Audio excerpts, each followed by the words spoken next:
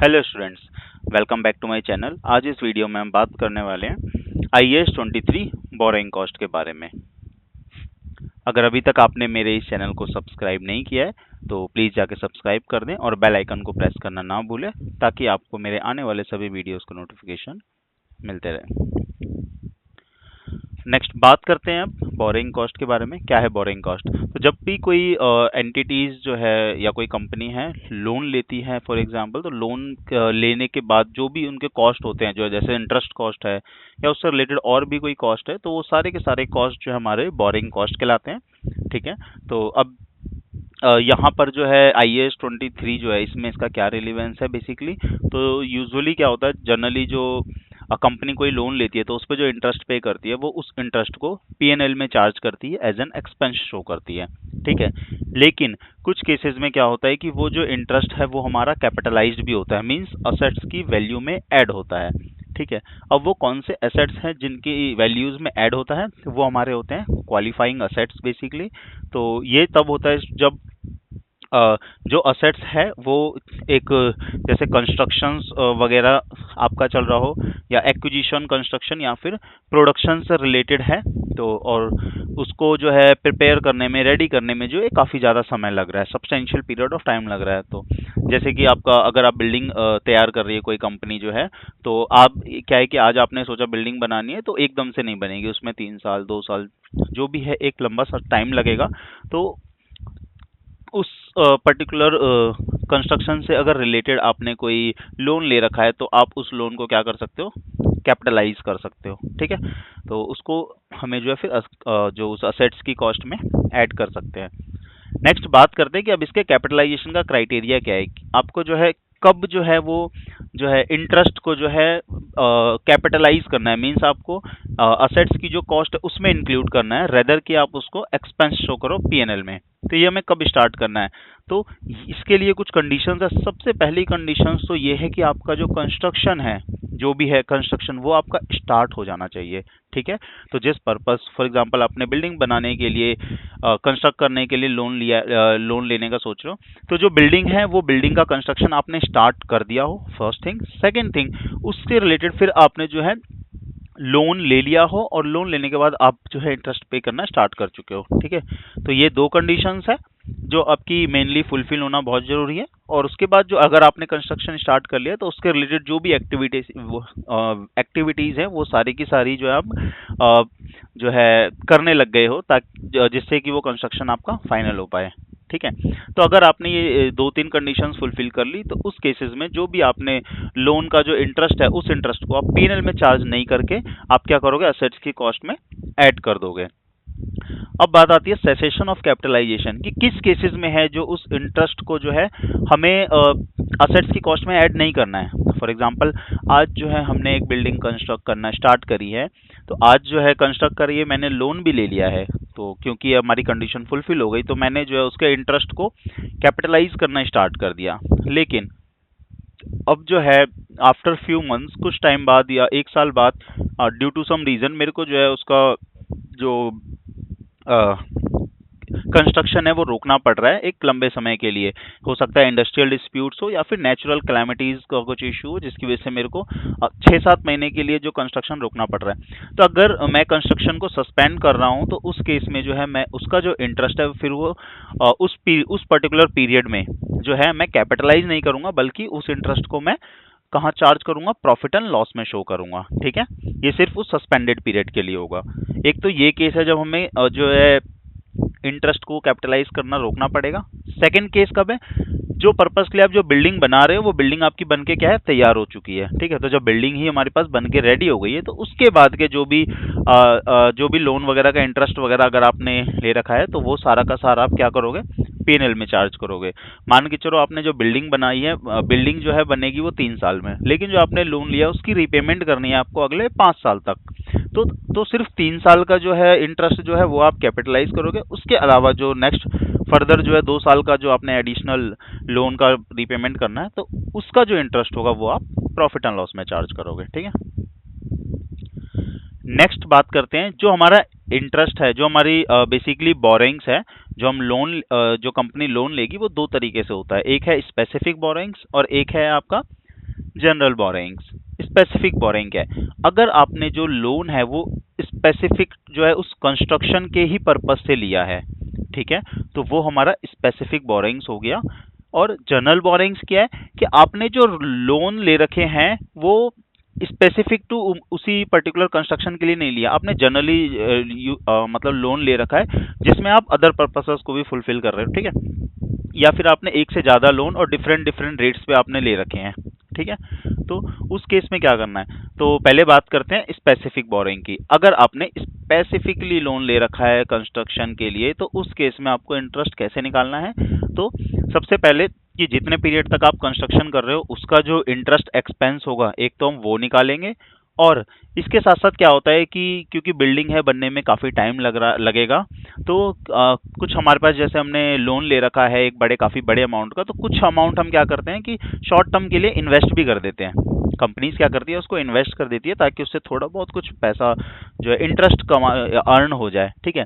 तो हम क्या करेंगे कि जो भी उस ड्यूरेशन पे हमने इंटरेस्ट पे किया है वो उसमें से जितना हमें इंटरेस्ट की इनकम आई है उसको माइनस कर देंगे, तो जो रिमेनिंग हमारा नेट जो इंटरेस्ट पेबल बच गया उसको हम क्या करेंगे, कैपिटलाइज करेंगे, ठीक है। तो ये ध्यान रखने वाली बात है।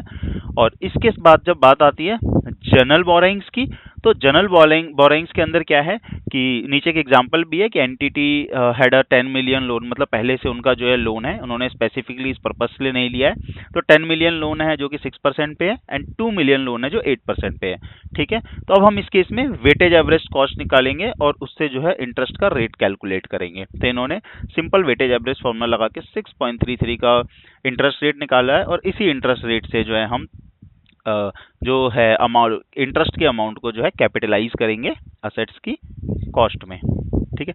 मैं जो है इसका एक एग्जांपल भी लास्ट में कवर करूंगा, और यहाँ पर मैंने एक जो है डायग्रामेटिक फॉर्म में जो है इसको बनाने की कोशिश करी है ताकि इससे जो है इजीली जो है समझ में आ जाए। ये बहुत ही अच्छा एक ऑप्शन रहता है, इससे माइंड में एक इमेज क्रिएट रहती है कि हाँ कि इस क्वेश्चन को किस तरीके से आपको स्टार्ट करना है। तो इसको सपोज करते हैं कि आज जो है 1 अप्रैल 2023 है, और ईयर इसका जो स्टार्ट हो रहा है 1 अप्रैल 2023 से और एंड हो रहा है 31 मार्च 2024 से, ठीक है।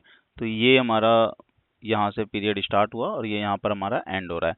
और जो आपने लोन लिया है वो लिया है 1 जून 2023 को। तो अब आपने लोन लिया है यहाँ से, हमने क्या देखना है कि कैपिटलाइज करने के लिए कंडीशन ये है कि कंस्ट्रक्शन स्टार्ट हो जानी चाहिए। क्या हमारा कंस्ट्रक्शन यहाँ पे स्टार्ट हुआ है? तो नहीं हुआ। हमारा कंस्ट्रक्शन कब स्टार्ट हो रहा है? 1 अगस्त से, ठीक है। तो ये 2 महीने बाद स्टार्ट हो रहा है। तो अब जो है हमारा कंस्ट्रक्शन अभी स्टार्ट नहीं हुआ, तो इससे पहले का हमने लोन पहले ले लिया, तो ये जो 2 मंथ का है ये जो पीरियड है ये वाला हमारा जो इंटरेस्ट हमने जो इसमें पे करेंगे, इस इंटरेस्ट को हमें कहाँ चार्ज करना है? इसको हमें चार्ज करना है पीएनएल में, ठीक है। क्यों? क्योंकि अभी ये हमारी कंडीशंस फुलफिल नहीं करी है, इसने लोन ले लिया है फाइन, बट कंस्ट्रक्शन स्टार्ट नहीं हुआ है। अब हम जब 1 अगस्त में है तो हमने यहाँ पर क्या करा है, कंस्ट्रक्शन स्टार्ट कर दिया है और हमने लोन भी ऑलरेडी ले रखा है, तो अब हमारी दोनों कंडीशंस जो है सेटिस्फाइड हो गई है। अब हम इसका जो इंटरेस्ट है उसको असेट्स में कैपिटलाइज कर सकते हैं। फॉर एग्जांपल 1 अगस्त से हमने 1 अक्टूबर तक जो है कंस्ट्रक्शन कंटिन्यू रखा, तो हमने उसका इंटरेस्ट जो भी कैलकुलेट किया उसको हमने क्या करा, असेट्स की वैल्यू में कैपिटलाइज कर दिया, ठीक है। लेकिन अब फिर क्या हुआ, 1 अक्टूबर के बाद 1 दिसंबर तक नेक्स्ट 2 मंथ के लिए ड्यू टू सम रीजंस जो है जो रोकना पड़ गया जो है जो कंस्ट्रक्शन है उसको, ठीक है। तो अब उस केस में क्या होगा, ये जो पीरियड है ये पीरियड का जो इंटरेस्ट है अगेन ये हमारा क्या जो असेट्स में ऐड नहीं होगा, बल्कि क्या ये फिर होगा हमारा पीएनएल में चार्ज होगा सेम वे, ठीक है। तो ये भी हमारा पीएनएल में चार्ज होगा, ठीक है। इसमें एक चीज और इम्पोर्टेंट बात ध्यान रखने वाली ये है कि सेसेशन या का जो मतलब यहाँ पर क्या हो सकता है, सस्पेंशन का मतलब एक लंबे समय के लिए होना चाहिए। ऐसा नहीं है कि अगर आप बिल्डिंग बना रहे हो, फॉर एग्जांपल बिल्डिंग बनाने में क्या होता है कि 2 4 10 दिन का जो है वो गैप लेना पड़ता है जो कि प्रोसेस का ही एक पार्ट है। तो अगर वो गैप को हमें यहाँ कंसिडर नहीं करना है, हमें कुछ ऐसे गैप को कंसिडर करना है जो एक थोड़ा लंबे समय के लिए गैप है, ठीक है। तो ऐसा नहीं कि 2 4 10 दिन 15 दिन जो कि पार्ट ऑफ कंस्ट्रक्शन प्रोसेस का है तो उसको हम गैप नहीं मानेंगे और उसको हम पार्ट ऑफ जो है कंस्ट्रक्शन का एरिया जो है प्रोसेस का पार्ट ही मानेंगे, ठीक है। अब हमने क्या किया, यहाँ पर हमारा मान के चलो जो है सेसेशन पीरियड बंद हो गया। अब दोबारा हमने कंस्ट्रक्शन स्टार्ट कर लिया और हमारा कंस्ट्रक्शन कंप्लीट हो गया 1 फरवरी 2024 को। तो अगेन ये जो पीरियड है ये वाला फिर हम क्या करेंगे, इस इंटरेस्ट को क्या करेंगे, ऐड कर देंगे असेट्स की कॉस्ट के अंदर। और क्योंकि हमारा यहाँ पर अब कंप्लीट हो चुका है लेकिन हमारे लोन की रीपेमेंट नहीं हुई है, ठीक है, तो कंप्लीट होने के बाद जो भी इंटरेस्ट हम पे करेंगे वो सारा चार्ज होगा पीएनएल में। तो ये होप कि इस जो डायग्राम से काफ़ी जो है इजी पड़ा हो। आप जो एग्जाम के टाइम में भी अगर आप इसके कोई क्वेश्चन सॉल्व करते हो तो इसी तरीके से जो है एक लाइन ड्रॉ करके और डेट्स वगैरह के साथ लिख सकते हैं ताकि आपको कोई कंफ्यूजन ना हो। नेक्स्ट बात करते हैं इसके डिस्क्लोजर की। तो IAS 23 के अंदर जो है आपको जब आप बोरोइंग कॉस्ट कैलकुलेट करते हैं तो उसके बाद जो है हमें कुछ रेगुलेटरी रिक्वायरमेंट्स होती है, तो हमें डिस्क्लोजर्स भी शो करना होता है बुक्स ऑफ अकाउंट में। तो एक तो हमें जो है ये बताना होता है कि कितना बोरोइंग कॉस्ट जो है पूरे एक साल में हमने जो है कैपिटलाइज करा है, कितने अमाउंट का, ठीक है। और उसके बाद जो है किस कैपिटलाइज का जो हमने रेट है वो कौन से रेट पे जो है जो कैलकुलेट किया है इंटरेस्ट। तो ये दो चीजें हैं जो हमें डिस्क्लोजर में दिखानी होती है। तो ये था हमारा IAS 23। Let's start with an example. एक एग्जांपल है, let me show you. Okay, तो ये हमारा एग्जांपल है, लेट्स रीड दिस। तो Wilson received an 18 million 5% loan on 1 जनवरी 2008। तो 2008 को वजह इन्होंने क्या करा, लोन रिसीव हुआ है। तो एक कंडीशन हमारी थी कि लोन लेना, तो इन्होंने लोन ले लिया है, ठीक है। और किस लिए लिया है, to finance construction of a new factory. तो एक नई फैक्ट्री इन्हें कंस्ट्रक्ट करनी है जिसके लिए इन्होंने 18 मिलियन का क्या करा है, लोन लिया है। तो पहली कंडीशन ये। Second, as funds were not all required immediately, Wilson invested 6 million 6 million in 2% bonus bonds until 31 May 2008। तो इन्होंने क्या करा, सबसे पहले तो जो 18 मिलियन का लोन लिया वो 1 जनवरी 2008 को लिया, ठीक है। उसके बाद इन्होंने उसमें से जो सारे पैसे एकदम से इनको इन्वेस्ट पूरा नहीं करना था, नहीं लगता ऑब्वियसली जो है कंस्ट्रक्शन में, तो इन्होंने 6 मिलियन को जो है 2% के रेट में इन्वेस्ट कर दिया शॉर्ट टर्म पीरियड के लिए। तो इन्होंने कितने पीरियड के लिए किया है, जनवरी, फरवरी, मार्च, अप्रैल, 4 मंथ, सॉरी 5 मंथ्स के लिए, 31 मई के लिए इन्होंने इन्वेस्ट किया है, तो 5 मंथ्स के लिए इन्होंने जो है इन्वेस्टमेंट कर दी है, ठीक है। उसके बाद जो कंस्ट्रक्शन कब स्टार्ट हुआ वो हुआ है 1 मार्च 2008 से। तो अब हमारी जो कैपिटलाइजेशन का जो क्राइटेरिया है वो कब फुलफिल हो रहा है, वो हो रहा है 1 मार्च को। क्यों, क्योंकि 1 मार्च में जो है हमारे पास एक तो कंस्ट्रक्शन स्टार्ट हो गया है, सेकंड हमारे पास लोन भी अवेलेबल है, ठीक है। तो ये दो कंडीशन हमारी फुलफिल हो रही है। ये मैंने यहाँ पर एक जो है डायग्राम छोटा सा ड्रॉ करने की कोशिश किया है। तो अगर आप देखो ये जो अ, आपका फर्स्ट जो है जनवरी को जो है आपने जो है लोन लिया है, ठीक है। और जो कंस्ट्रक्शन स्टार्ट किया है वो 1 मार्च से किया है, 1 मार्च से 31 दिसंबर तक के लिए किया है। तो ये जो आपका 10 मंथ्स के लिए जो आपने जो इन्वेस्टमेंट करी है, तो ये जो सारा क्या होगा, कैपिटलाइज होगा हमारा, ठीक है। ये पूरा एरिया हमारा कैपिटलाइज होगा, ये पूरा कैपिटलाइज होगा। और इसके अलावा जो आपका ये जो पीरियड है आपका फर्स्ट से लेके 1 मार्च का, ये पूरा क्या आ जाएगा आपका, ये तो एक जाएगा आपका पीएनएल में, क्योंकि हमने अभी तक यहाँ पर कंडीशन फुलफिल नहीं हुई थी। इसके बाद इन्होंने क्या करा है, इन्होंने ये यहाँ से 5 मंथ्स के लिए, अगर आप ये देखो 5 मंथ्स के लिए इन्होंने क्या करा है, जो 6 मिलियन को इन्वेस्ट कर दिया था, ठीक है। तो उससे हमें इंटरेस्ट की इनकम मिली होगी। तो अगेन वो जो इंटरेस्ट इनकम है उसको भी हमें दो पार्ट्स में बाइफिकेट करना होगा, क्योंकि जो ये वाला पार्ट है इनिशियल वाले जो इंटरेस्ट इनकम आई होगी, इसमें हमने कंस्ट्रक्शन स्टार्ट नहीं किया, तो ये हमारा पीएनएल में जाएगा। और जो हमने कंस्ट्रक्शन स्टार्ट कर दी है उसके बाद जो भी हमने इंटरेस्ट इनकम अर्न करी है, तो वो हमारा क्या होगा, जो हम कैपिटलाइज करेंगे इंटरेस्ट उसमें से हम माइनस कर देंगे। तो लेट्स स्टार्ट दी कैलकुलेशन। सबसे पहले निकालते हैं कि हमें क्या कैपिटलाइज करना है। तो कैपिटलाइज्ड इंटरेस्ट, तो कैपिटलाइज करने के लिए सबसे पहला जो है हमने 10 मंथ्स का जो है इंटरेस्ट कैलकुलेट करते हैं, जो कि हमारा क्राइटेरिया को फुलफिल कर रहा है। तो हमने जो लोन लिया था वो लिया था 18 मिलियन का, इक्वल टू 18 मिलियन का हमारा जो लोन है। मैं इसको थाउजेंड्स में कन्वर्ट कर देता हूँ ताकि इजी रहे अमाउंट शो करने में। तो 18,000 मल्टीप्लाई हमने 5% पे जो है लोन लिया है, और जो ये लोन है वो कितने मंथ्स के लिए, 10 मंथ्स के लिए, तो मल्टीप्लाई 10 डिवाइड बाय 12। तो ये हमारा 750 का जो है क्या हो गया, इंटरेस्ट का जो है एक्सपेंस आया है। अब इसमें से जो है, ये हमने 10 मंथ्स का तो ले लिया जो हमारा एक्सपेंस आया है। अब इसमें से क्या है, ये जो 2 मंथ्स का है, अगर आप देखोगे 1 मार्च से 31 मई का, सॉरी 3 मंथ्स का, ये जो 3 मंथ्स का जो है, ये भी हमारा जो कंस्ट्रक्शन पीरियड के टाइम में हमने इतने महीने के लिए जो हमने इन्वेस्ट किया था, तो ये जो हमें इसमें इंटरेस्ट इनकम आई होगी, उस इंटरेस्ट इनकम को हम क्या कर देंगे, सिंपली लेस कर देंगे।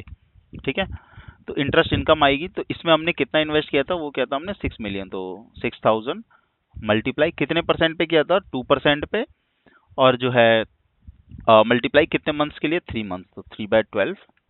तो ये जो है हमें 30 मिलियन का जो है ये आ गया हमारे पास, माइनस कर देते हैं, 30 मिलियन का जो है हमारे पास इनकम आ गई। तो नेट हमारे पास कितना आया, नेट जो हम कैपिटलाइज करेंगे वो करेंगे इतना। ठीक है, तो ये होगा नेट कैपिटलाइज्ड,